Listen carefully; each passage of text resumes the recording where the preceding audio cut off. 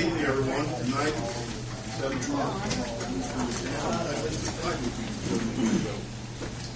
Pledge allegiance to the flag of the United States of America and to the republic for which it stands, one nation, under God, indivisible, with liberty and justice for all.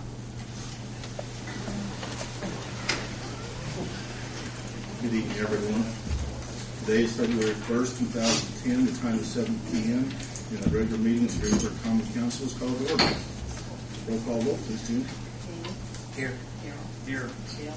Here. Here. In attendance.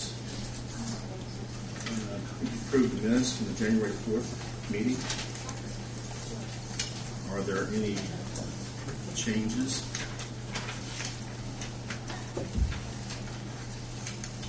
I move that be approved as written. Second. Helen got you first, Jamie. Any more discussion? Hearing none, roll call vote, June. Jamie. Yes. Yes. Yes. Yes. Thank you. First item on the agenda tonight, new business.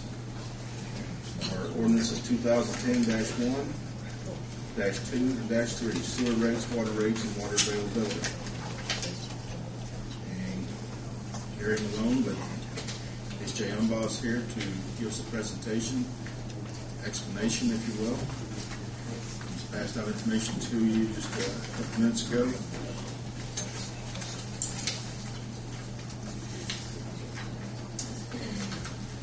Good evening. My name is Gary Malone. I'm a CPA and a partner with Umbaugh Associates. Last week we met with the Water Board and the Board of Public Works and presented an analysis of the financial condition of the water and wastewater utilities. And that was really the result of studies that have been going on for the last year or so. Not to go through all the detail of the studies, but just to summarize the results. What we found is that the utilities have both been well managed financially over the last few years. So we see that the cash investment balances are sufficient to cover all the requirements that are set out in the bond ordinances.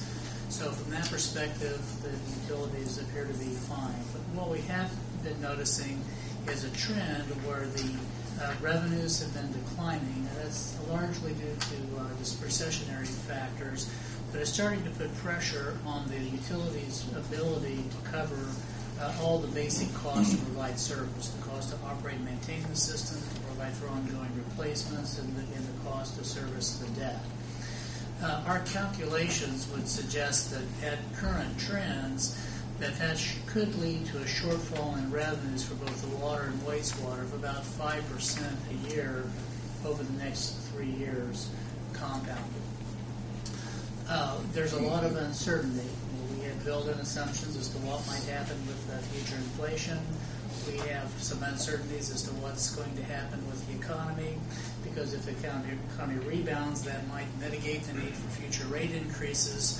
So at the end of the study, we came away with the suggestion that it made sense to consider an increase in both water and wastewater rates, but phase that increase in over a period of time. So the ordinances that we suggested would provide for an increase in rates of 5% for both water and wastewater each year for the next 3 years.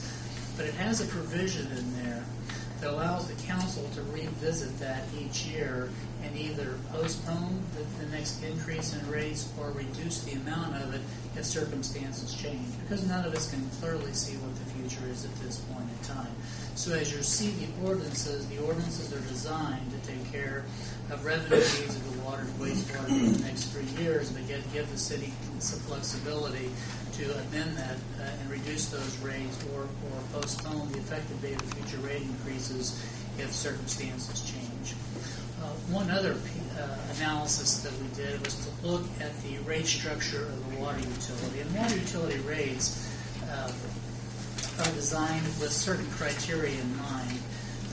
There is a concept that the base cost of water, in other words, the cheapest price that you should sell water at, is a price that compensates the city we're having facilities sufficient to meet that average day demand. And there's a series of calculations that we go through. It's all based upon requirements or standards set out by the American Water Works Association. But as we follow those calculations, we calculated that the base cost of water, or that rate that you sell on average demand, is about $1.45 per 100 cubic feet. Your current bottom bracket is about $1.15, so it's a little less than what we would typically suggest. So to correct that rate discrepancy and to avoid the situation where you're going to be selling water below cost, we would suggest that bottom rate block be moved up over a period of time as well.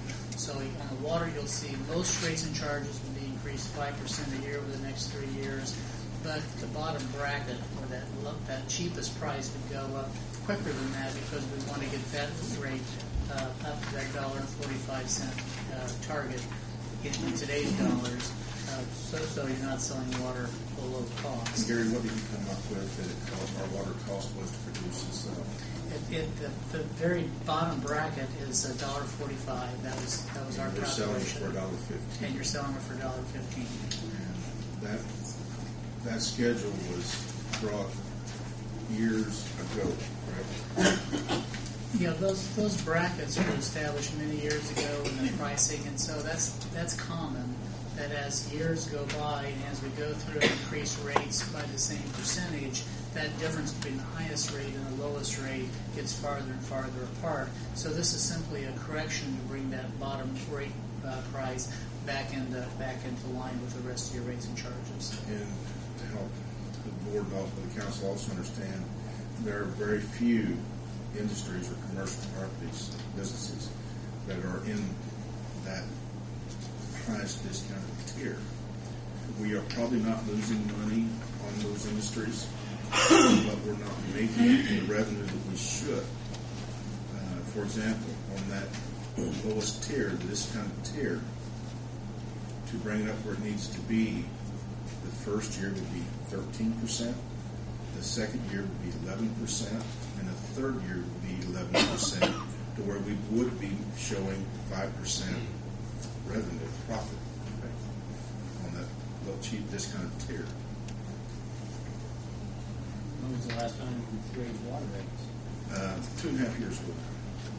It was done in 05. In 05 it was 10% for water and sewer, and then 3% and 3% for a total of 16%, and then the compounding, I think, around 16.7%.